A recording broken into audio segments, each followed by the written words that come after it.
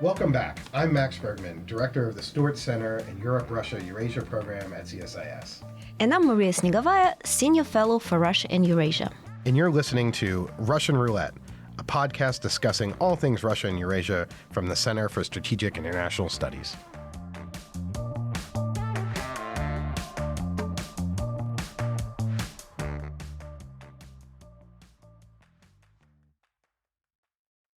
Hello, everyone, and welcome back to Russian Roulette. I'm Max Bergman, and I'm joined today by my co-host, Maria Snegovaya. Good morning, Maria. Good morning, Max. Good to see you.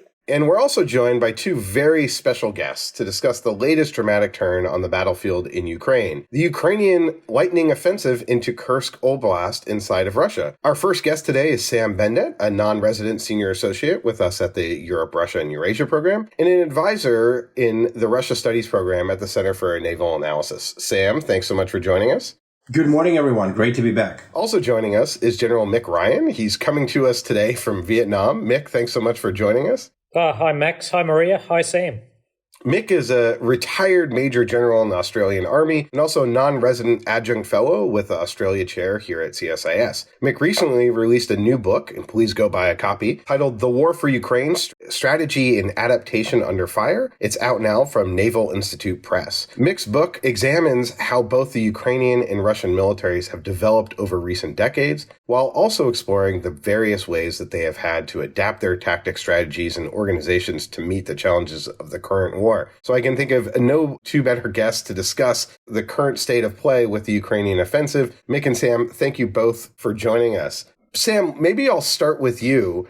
If you could sort of give us some background on the current Kursk offensive, what, in your view, is the overriding objective, and what has Ukraine achieved thus far? Thanks, Max. The offensive is already in its second week, and it's incredible to think that on August 6th, this really started sort of as a cross-border incursion. We don't know a lot of information. Ukrainians are providing some data, but we still don't have a lot of details. A lot of details to us are coming from some of the military reporters and Russian military bloggers on the ground in Kursk, and that comes to us in bits and pieces. But recently, Ukrainian government has issued essentially an official statement of why it did what it did. So number one, Ukrainian government wanted to create a buffer zone in Russia to prevent Russian missile and drone attacks from hitting Ukraine. It wanted to have a better negotiating position with the Kremlin when it comes to exchanges or even discussions of territory. And I think the third purpose is to, as the president of Ukraine and as its military have said, replenish the exchange fund, that is to capture Russian soldiers to exchange for Ukrainian prisoners of war. So we do now have official government statements coming out, but again, they're relatively truncated and relatively short on details. Mick, militarily, Ukraine throwing a bunch of forces across the border at a time when they are really on the defensive in the Donbass and are losing territory. It seems pretty risky to stretch your forces at this critical moment. How do you see this offensive? Maybe if you could give kind of your military take on what you see happening right now.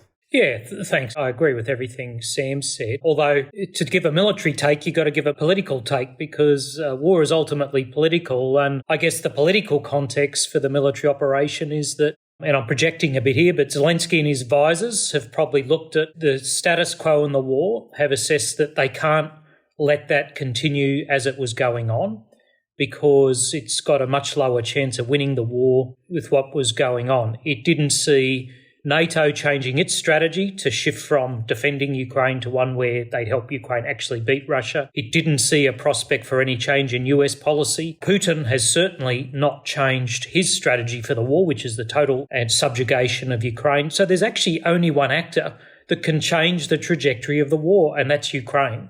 So to do that, they've taken what I'd call a very big swing. Yes, it's risky. It is very risky in the Donbass, but a lot of the forces they've used were already being held in reserve. Some of them were from the Donbass, but others have been deployed there. And I think a lot of people call this very risky because since the end of the Cold War, our countries actually haven't mastered doing big, hard, risky things. We just haven't done it. Have a look at Afghanistan. Every country that went there used special forces where possible, had caveats, and took the minimum risk approach. So I don't think most countries really have a good sense of judgment of risk that Ukraine's actually taken in this offensive.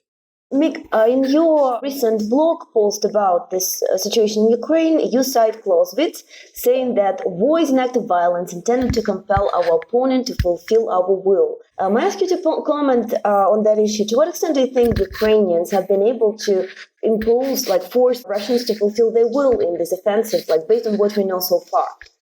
That was great Karl von Clausewitz who said it better than anyone about war ultimately being a battle of wills. I think this has changed the trajectory of the war, at least in the short and medium term. I think that Ukraine is now, has seized the initiative, setting the momentum for the war. But I think both Ukraine and Russia are in a place neither of them have been in this war, which is the concurrent execution of two major ground campaigns. Since the early days of the war, they've really both focused on one major campaign and lots of smaller operations. So they're both in new ground. I don't think either of them can sustain two major campaigns into the medium term.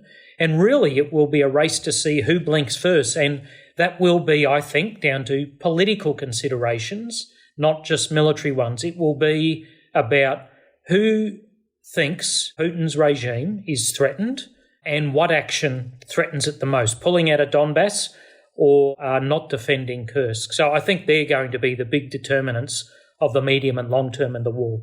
Mm-hmm. Thank you very much. And Sam, would you add anything to this analysis?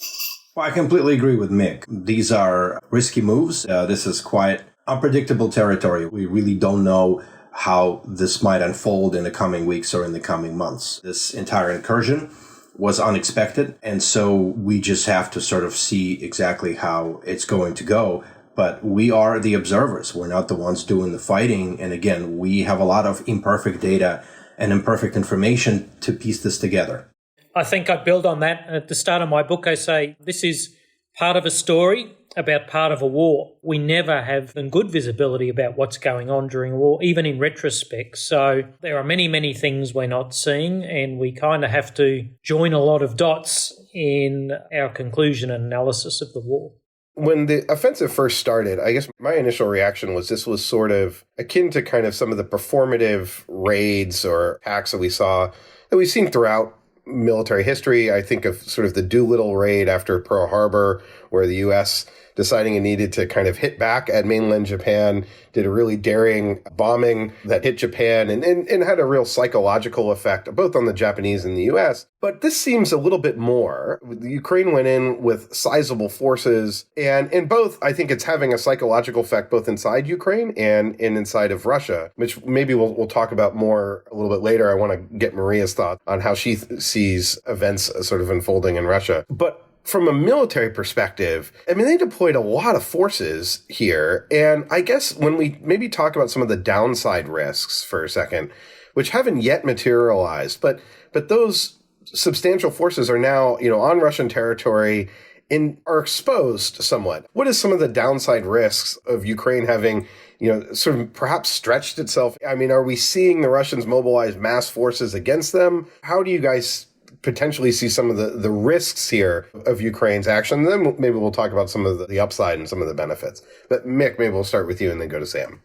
Yeah, I think there's always risk in these kind of things. Firstly, because you could lose the whole force. I mean, the Russians could get their act together and cut them off. Now, I think that's extraordinarily unlikely at this point in time, mainly because the geography the Ukrainians seem to be wanting to seize is contiguous with their border, so they'll have a long contiguous stretch, maybe 20 or 30 kilometres deep. I think there'll be some bits they'll withdraw out of because it's just not worth trying to hold. You've got to be concerned about the number of experienced brigades used in this compared to the experienced brigades in the Donbass, although it appears they've learned from 2023 where they used inexperienced brigades. They didn't do this time. That shows good institutional learning.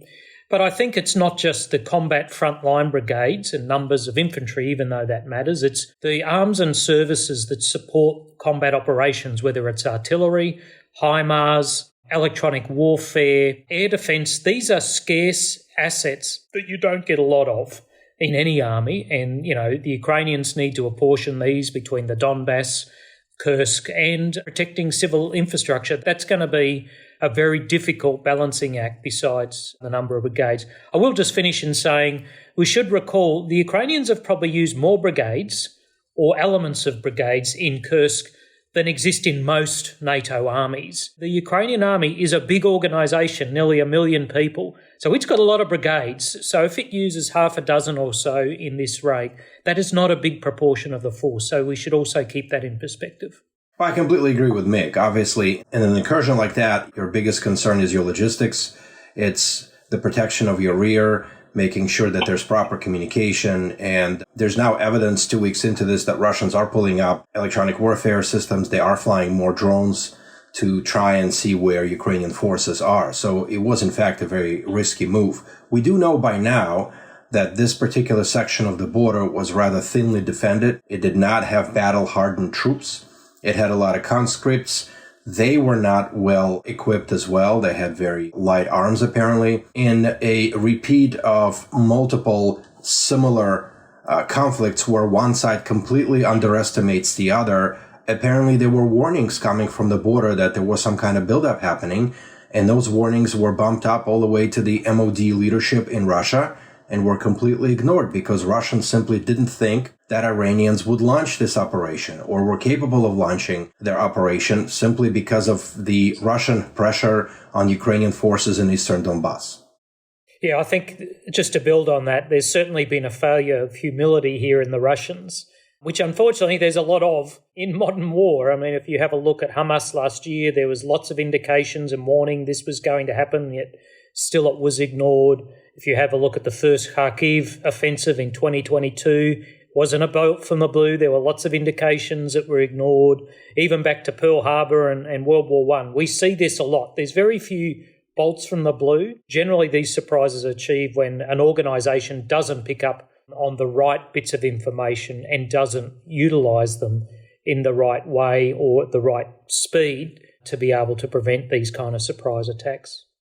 Yeah, just to follow up on that, I think Mike Hoffman, friend of the pod, has highlighted that the Ukrainian invasion kind of demonstrates Russia's continued inability to kind of react quickly to events. Is that how you see it? I mean, it seems like the Russian response has been totally disorganized and slow, and the Ukrainians really hit at kind of an organizational seam within the Russian kind of military and security apparatus. Mick, how do you see this? What does this tell you about the Russian military? Well, it tells us we should never give them time to get their act together. And unfortunately, that's what Western governments have done consistently in this war, is we've had the Russians against the wall multiple times, several times where the Ukrainians have had their boot on their neck at the end of 2022. And through slow decision-making, risk-adverse escalation terror from Western governments, we've allowed the Russians to escape. And we're seeing this all over again, this centralised control that the Russians have, their inability to accept failure and these kind of things mean they're very slow at getting their act together. We should be exploiting that, not giving the Russians time to get their act together. And I find it amazing that once again, the FSB, who has failed not just in the 2014 invasion of Ukraine, but in this one constantly, has been put in charge of the response to the incursion into Kursk. Just amazing. Maybe I'll add to that a little bit of the social dimension, address your question. We also see that Russians are actually quite happy with the Kremlin. Unhappiness with the response of the Russian authorities is at the highest level since Prigozhin's adventures last year. And the anxiety is also rising very dramatically, which is quite atypical for summer in general, even if it's August. And in August, as the Russian saying goes, you can always expect the worst things somehow. They always happen in August for Russians. And this year did not betray the expectations. So we definitely see that the lack of response, like uncertainty, and precisely as Mick described, like the fact that the Kremlin has obviously been caught off guard, definitely is contributing to the unhappiness spreading within the Russian population. And if this continues, probably things will get even worse. We know, as a matter of fact, that those Russians who live in these regions by the front lines, even when they're not invaded by Ukrainians, but just because they experience all the problems associated to the war, they actually usually tend to have lower approval for Putin and the Kremlin over the long term. Quite notable, 10 percentage points or even more. And hopefully this will not be an exception. So potentially this is something that could shift the tide if that continued over the long term. We will see, though. And maybe I can ask Sam and Mick about these responses that the Kremlin has offered. Fluctuations, they even try to use domestic security forces instead of pulling away forces from Donbass. How's that going? Do you see any trends there? And why such procrastination on the side of the Kremlin? Perhaps, Sam, let's start with you. Well, from what we understand, Russia's main goal is still in eastern Donbass, and the Russian forces are grinding their way there. They're closing in on Pokrovsk. Ukrainians are saying that Russians are attacking around the clock, day and night. Russians are still losing soldiers, but they're grinding the way in. And so that is the main goal. The Kursk incursion is, at best, a distraction for Russia. At worst, essentially, something they'll have to deal with much later. That's why they've pulled up conscripts. Without a lot of experience, a lot of these conscripts have surrendered to the Ukrainians. They utilized Akhmat and other ethnic Chechen forces and battalions that had a very mixed result. In fact, there was a video of a Russian soldier issuing a mea culpa publicly on social media because he said that the Chechens ran away from the fight, and then he was forced to apologize and say how heroic they were, etc., very much in the North Korean style. And so, again, the main goal for Russia is eastern Donbass. This is where the bulk of the forces are concentrated. This is where a lot of experienced fighters are located. And for Putin, he can procrastinate as long as he can maintain pressure and keep pressure on eastern Donbass, because he knows that up to a certain point, Ukraine can advance inside Kursk, but then that advance, the longer it gets, is going to become quite precarious for the Ukrainian forces.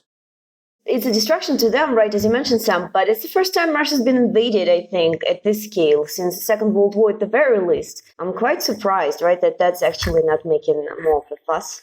Mick, what about you? Would you add something to this?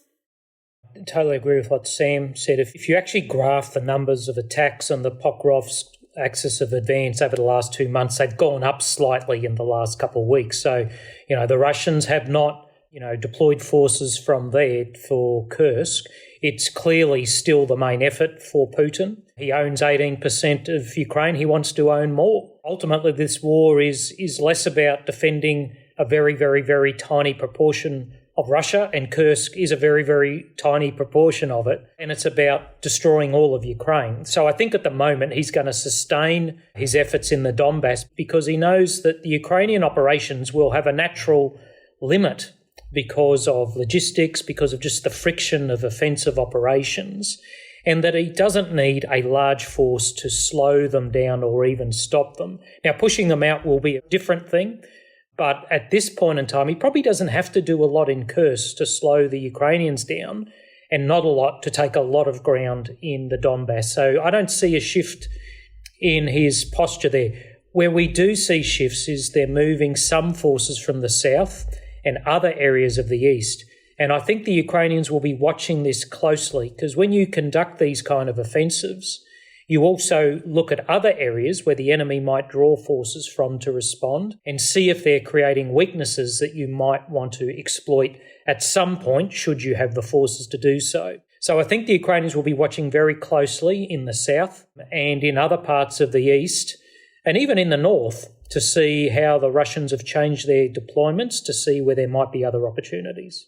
I want to sort of pick up on the point Sam made that the goal is still the Donbass. I mean, I get it. However, for the U.S., the goal might have been, victory in Iraq and Ukraine. But if part of Montana was seized, I think we'd have to shift focus to some degree. Sam, what does this tell you about Putin's decision making? Where is Putin? It seems like he's in another crisis and he's gone somewhat AWOL. Is the idea in Russia that, or at least in the Kremlin, that they're going to sort of downplay this Kursk offensive, and because they can control the press, that they can sort of limit some of the outrage? I'm curious what this tells you about the kind of decision-making inside of the Kremlin. Well, we know where Putin is. He actually went to Baku in Azerbaijan.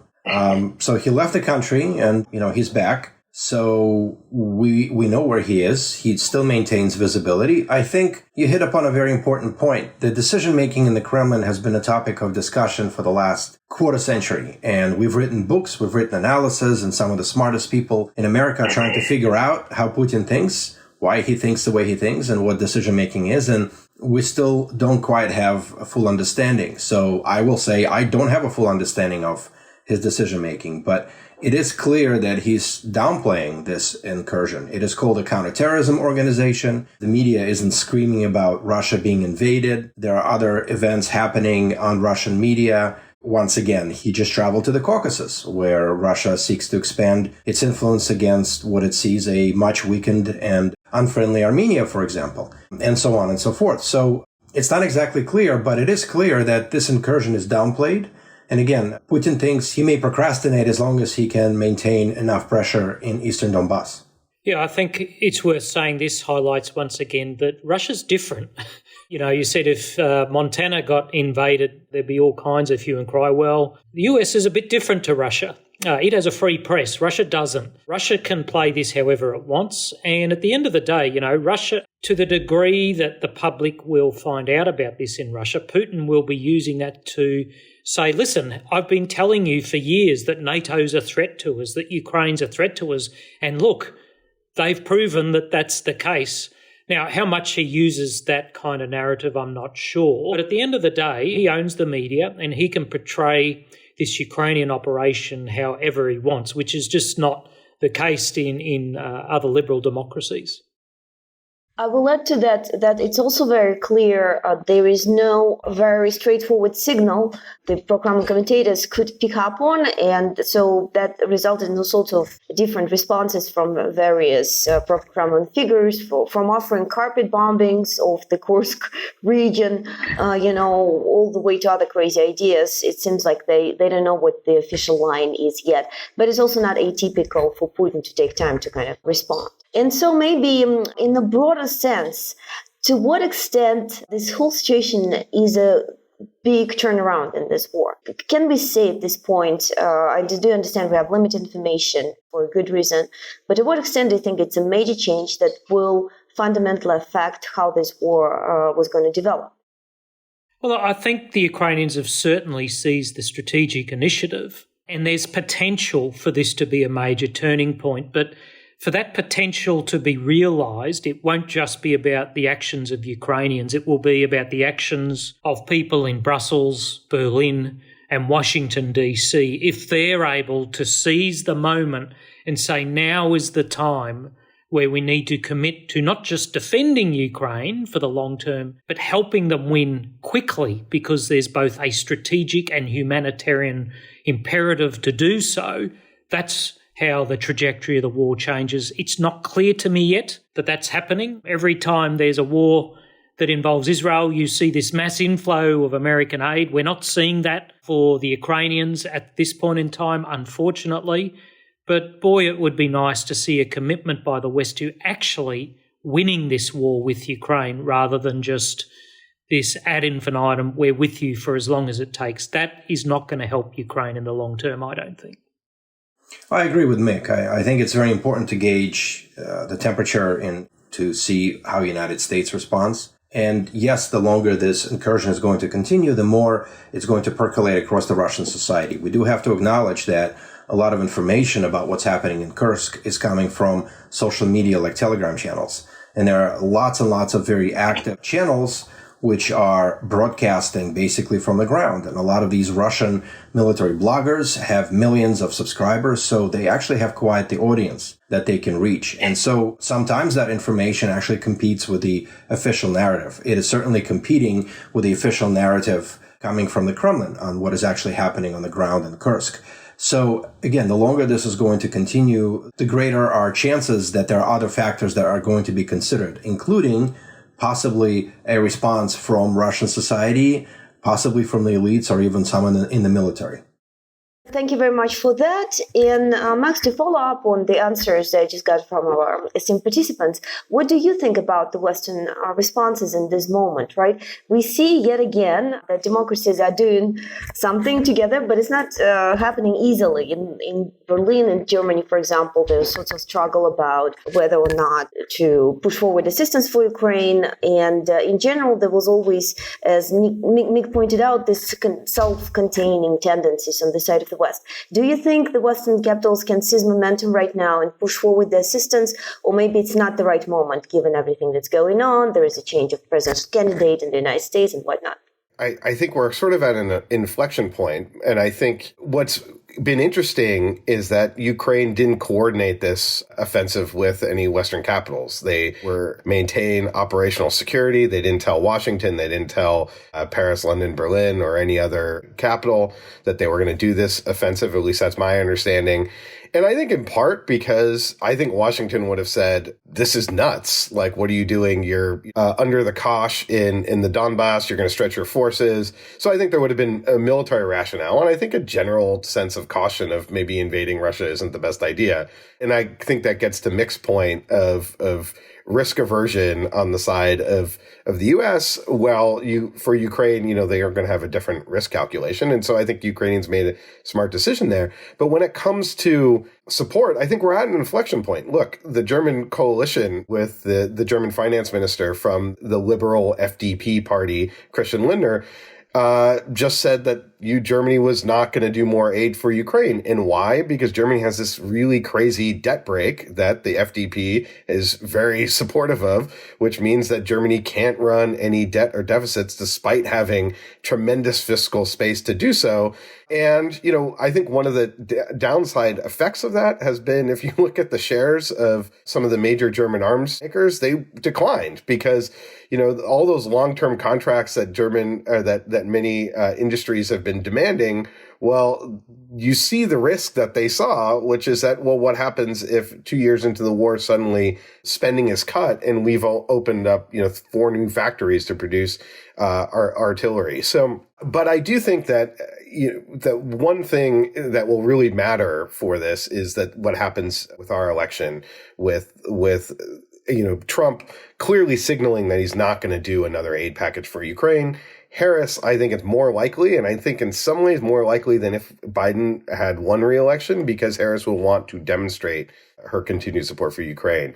But I'm curious, Mick and Sam, for how you view that, but also for how you view the kind of morale in Ukraine. We've sort of talked about Russia, but my sense is that in Ukraine, I had started to hear a lot more about negotiations. A year ago, you weren't hearing anyone talk about, well, we need to sit down and negotiate with Russia. Now I'm hearing a lot more exhaustion from Ukrainian society after, being electrical infrastructure been pummeled. And I think general war weariness of maybe having a ceasefire would make some sense. Now, I'm not saying that's universal, but I'm curious how you see this playing out in Ukraine's morale.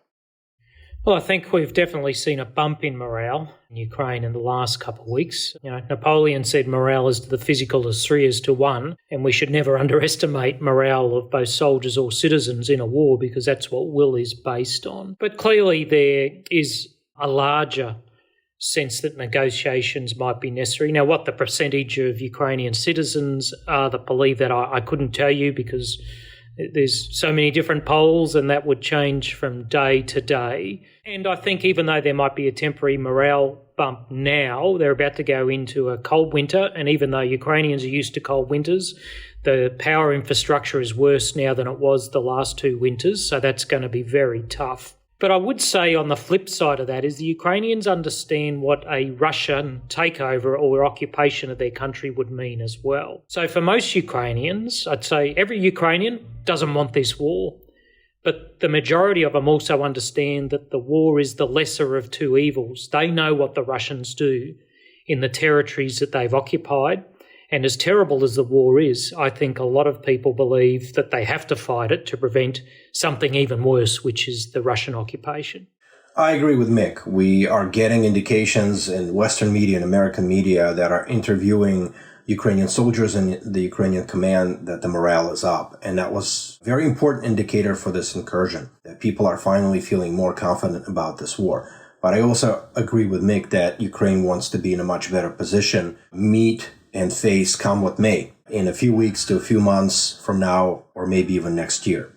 Maybe we could project ahead to 2025. We have a number of months to go until we hit 2025. U.S. presidential election. It's unclear what will happen on the ground in Kursk. What do you think is sort of Ukraine's sort of 6-month strategy? Is it, we're going to hold this territory, we're training new recruits, we're expanding the military, we're mobilizing forces, so we'll be in a better place in 2025. Hopefully, the U.S. election goes a certain way, and we'll get another aid package, and we'll have equipment to be able to hold on and perhaps think about another offensive in 2025. Is that how Ukraine is thinking about this? Maybe, Sam, Mick, you could take us down how you sort of see what is the kind of, around the corner Ukraine strategy beyond the next, week or two.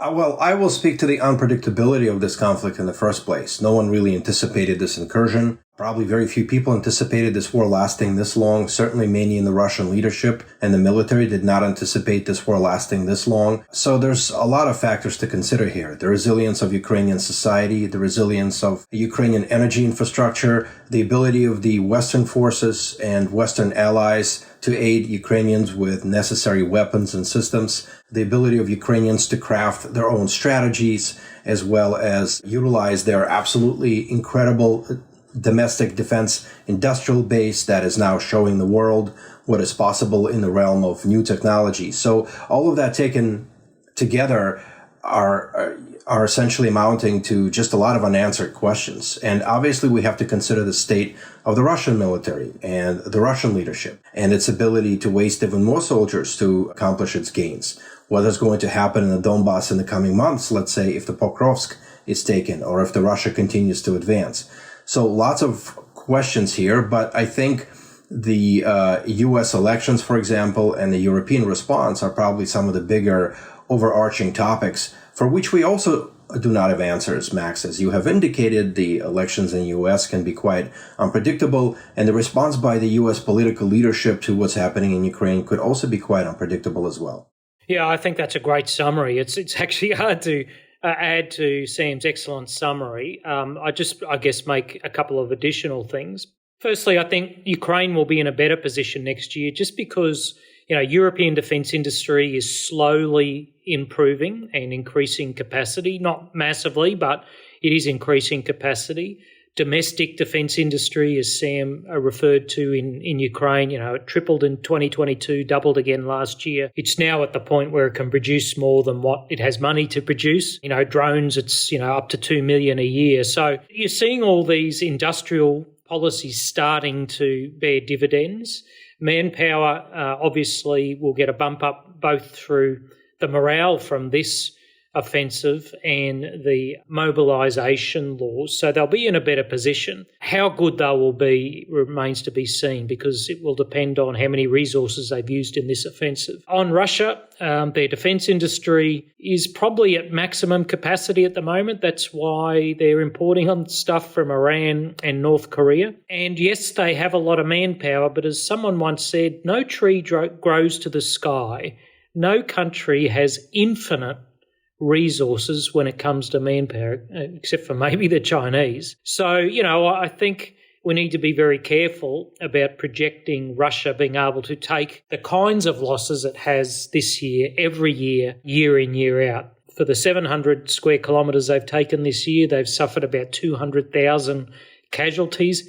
That's a very bad return on investment in anyone's book, in any military era. I just have a sense that I don't know how long Russia can continue doing that. Yeah, I think that's a great point, that we tend to see attritional wars as just being a stalemate forever. But the lesson of World War I is eventually the German army broke. Russia's really going through a lot of its stockpiles of equipment, as Maria, Sam, and I have demonstrated in a recent report. Maybe my final question is, Ukraine has now taken this war outside of its borders. When the war started, Russia used Belarus as a venue to launch the attack on Kyiv. And, I think there's been general sense that they would have some real advanced warning if Belarus was going to be used as a staging ground again. But I have to think that this sort of puts Minsk on some notice that Ukraine has now demonstrated a willingness to take the war outside of its borders. There's also a Russian base in Transnistria in Moldova. There's an election this year. Do you think this sort of, in some ways, freezes the situation, allows Ukraine some confidence and security that Belarus won't be a staging ground again and it won't be attacked from different directions? Is that one sort of maybe side benefit of this? Mick or Sam, I'm curious if you have any thoughts. I haven't seen that speculated, but I'm curious for your take on that. Yeah, I've spoken to a few analysts over the last couple of weeks on the Belarus issue in particular. I mean, if I was Lukashenko, I'd be pretty worried. I mean, he doesn't have a big military, not big and not impressive, and it's given a lot of its munitions and equipment to the Russians. I'd be very nervous if I was him, and I would be even more nervous if Putin said, hey, can I put some more of my troops there to do another invasion? Whether that'll stop him from doing silly things, I don't know, but I have a sense that he'll probably not want to encourage cross-border incursions in either direction on the Ukraine-Belarus border. If I was one of those 3 battalions, Russian battalions in Transnistria at the moment, I'd be very, very nervous.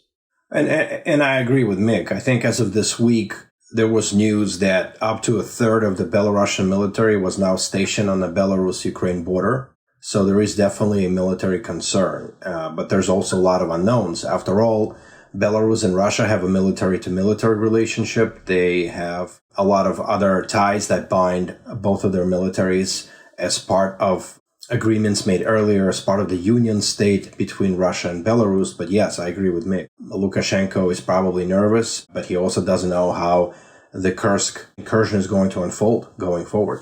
Unfortunately, we're going to have to end it there. Thank you again to Sam and Mick for what was a really fantastic and enlightening conversation. And be sure to order a copy of Mick's book, The War for Ukraine, Strategy and Adaptation Under Fire, which is out now. As usual, if you haven't already, please subscribe to our podcast and give us a 5-star rating. We always appreciate it. And also, please check out our sister podcast, The Europhile, wherever you get your podcast. See you next time.